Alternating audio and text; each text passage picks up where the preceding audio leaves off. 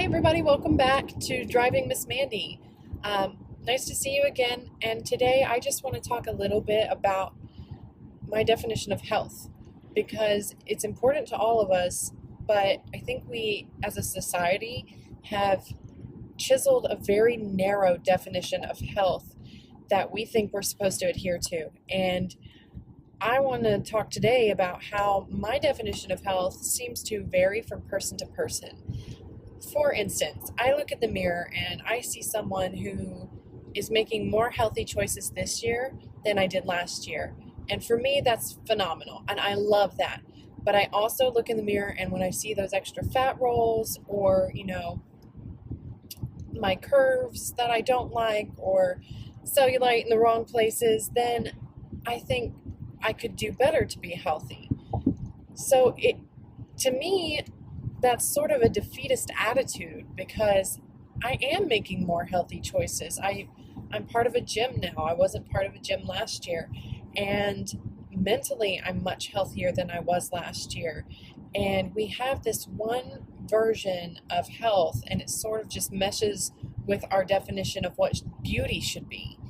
And to be honest, I think everybody's beautiful in some way or another.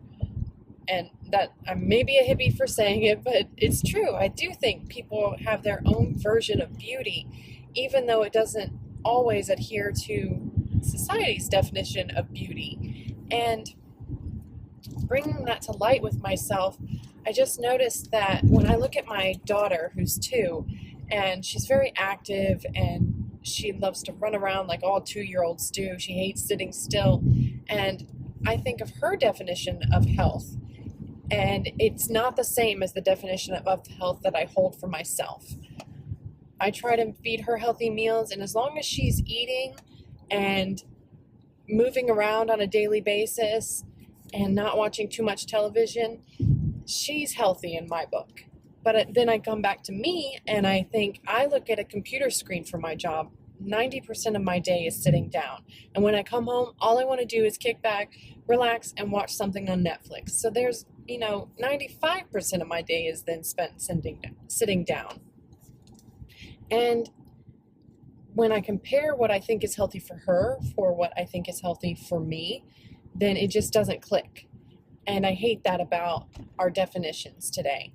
But then coming back to the definition of health, you see all of these different diet options as well. And you have to think that the definition of healthy for one person is not going to be the same as for another person. There's the paleo diet, there's the raw foods diet, there's the vegan diet, there's any number of eating styles that may work for one or more people. And you just have to find the one that's best for you. And I think that we all could do a little better to give ourselves a little slack. I'm really bad about beating myself up when I have a slip up in the health department. I am terrible about just throwing in the towel when I've missed a workout or I've eaten something super unhealthy or gone on, the Oreo binge of 2015.